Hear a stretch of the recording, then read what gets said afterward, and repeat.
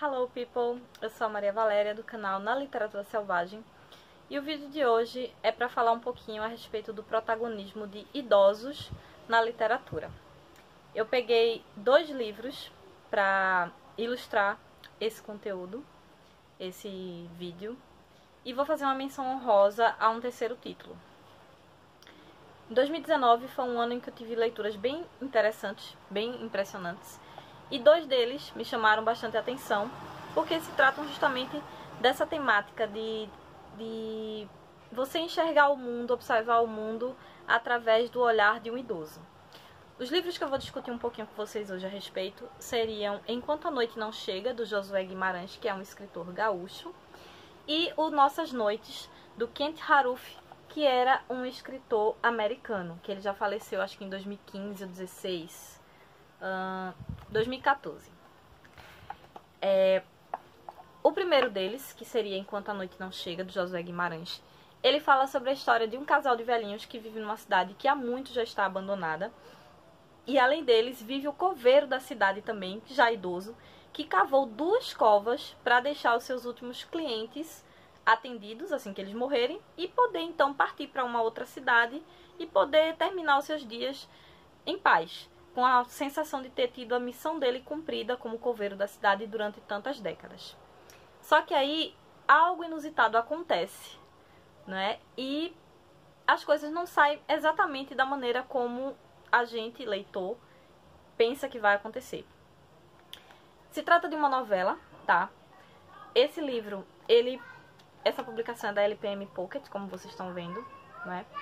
Josué Guimarães foi um escritor gaúcho, né, um romancista, e nessa novela ele começa a narrar por meio... A gente consegue descobrir como se dá a história, como ela se desenvolve, a partir do olhar desses protagonistas, né? Não só os velhos têm essa sensação de se sentirem abandonados, mas a própria cidade foi deixada para trás. As pessoas que viviam nela foram embora. Então é incrível você notar também na descrição dos cenários que a cidade também está morrendo. Não se trata apenas da morte dos idosos, que vai vir em algum momento, em determinada ocasião do livro. Mas a própria cidade também está em decadência, também está em ruínas, né? E esse sentimento que se passa ao leitor de que tudo é efêmero, de que as coisas não perduram como a gente gostaria, é que fazem com que a leitura seja tão reflexiva e deixe você, no final dela, com aquela sensação no peito de que é necessário a gente aproveitar melhor as coisas e ter um pouco mais de empatia também por tudo aquilo que é considerado ultrapassado, velho, antiquado, né? Não só objetos, mas também lugares e pessoas. A personagem mulher é a Dona Conceição. Teodoro é o nome do coveiro. E a gente tem aqui o nomezinho do senhor, que é o esposo dela, de Dona Conceição, que já é mais velho do que ela. Ele já tá na casa dos 90 anos. Ela tá na casa dos 80 e pouco. E o coveiro ainda é mais novo que eles. Tem seus 70 e alguma coisa, quase 80 anos, né? Então, os diálogos entre o casal de velhinhos, eles começam a lembrar os filhos que eles tiveram e que já faleceram antes mesmo deles. As pessoas que viviam na cidade e que foram embora em determinado momento ou que morreram. E eles ficam fazendo companhia também para o coveiro, que volta e meia vai para casa deles para visitá-los. Outro detalhe curioso também é que, assim, você percebe que eles estão passando necessidade. Porque se a cidade está abandonada, não há economia na cidade. Se não há economia, não há produção. Então a comida está escasseando. Eles não têm animais de onde possam tirar o seu alimento. Eles contam só com uma vaquinha, que também já está ali nas últimas. Dom Eleutério, eu estava tentando lembrar o nome do personagem, do marido da Dona Conceição, é Dom Eleutério. E assim, voltando ao que eu estava dizendo, é bem interessante a gente reparar na forma como os personagens parecem estar se preparando para a própria morte, né? Que eles sabem que as covas estão abertas no cemitério. Chega um dia que eles procuram o seu Teodoro e ele não aparece, eles esperam o dia inteiro por eles. E eles aproveitam os últimos resquícios de farinha que ainda tem no depósito para fazer um pão. E eles querem que o coveiro, o seu Teodoro, também prove desse pão. Porque ele é um homem, um senhor solitário, que não vive com ninguém também. E aí eles decidem partir numa jornada, saindo da casa deles até o cemitério, para procurar por seu Teodoro, saber o motivo dele não ter aparecido lá naquelas últimas horas. E o desfecho deixa você sem palavras, assim. Foi uma leitura que realmente me deixou bastante impactada com a forma com que o Guimarães retrata de maneira tão sensível e até poética os seus personagens e essa despedida do mundo, né? Vamos colocar assim. O outro livro que me deixou bastante reflexiva e também traz essa questão do protagonismo do idoso é o Nossas Noites, do Kent Haruf, como eu tinha falado. Louis e Ed são vizinhos. Eles são viúvos.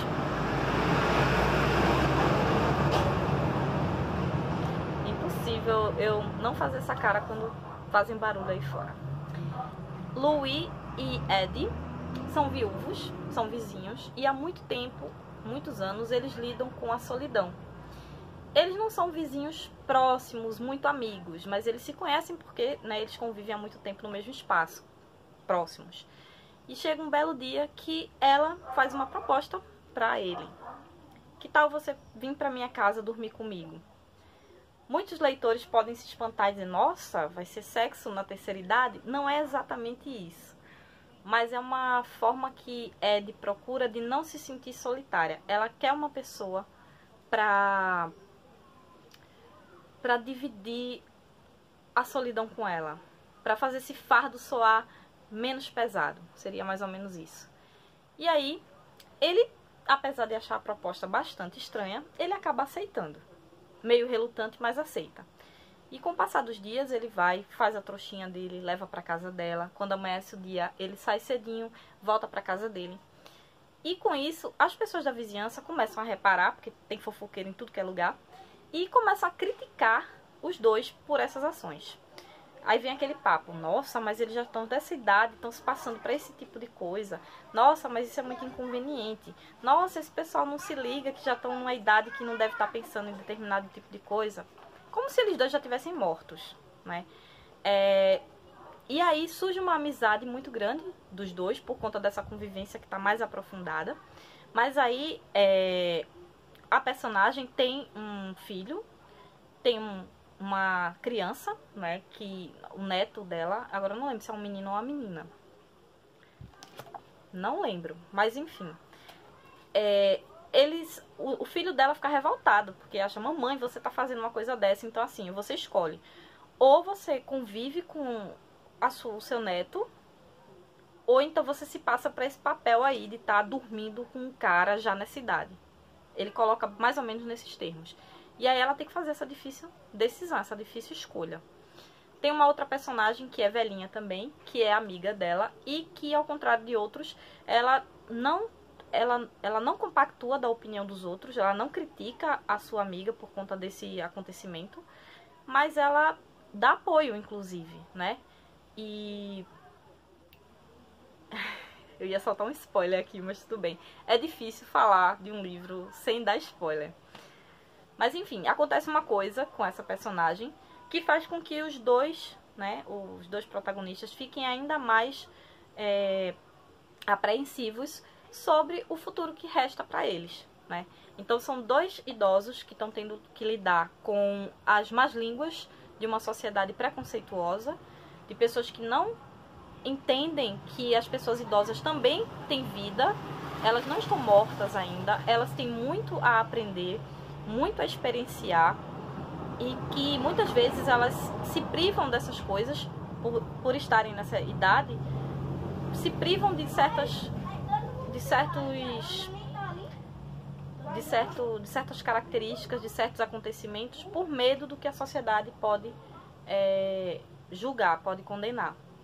Se a gente que é novo passa por esse tipo de julgamento, imagina você, uma pessoa já na terceira idade, tendo que escutar esse tipo de comentário maldoso, né?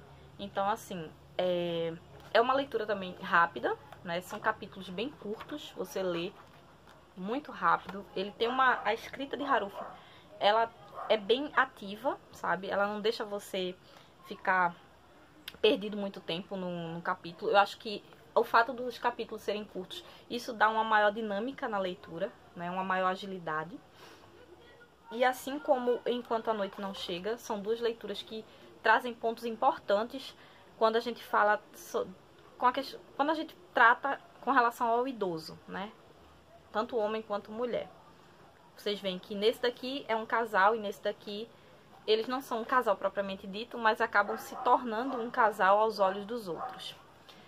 Uma menção honrosa que eu disse que ia fazer no início do vídeo é ao livro de Gabriel Garcia Marques, Memória de Minhas Putas Tristes. É um senhorzinho, né, que já na casa dos 90 anos resolve se dar de presente, dormir com uma adolescente.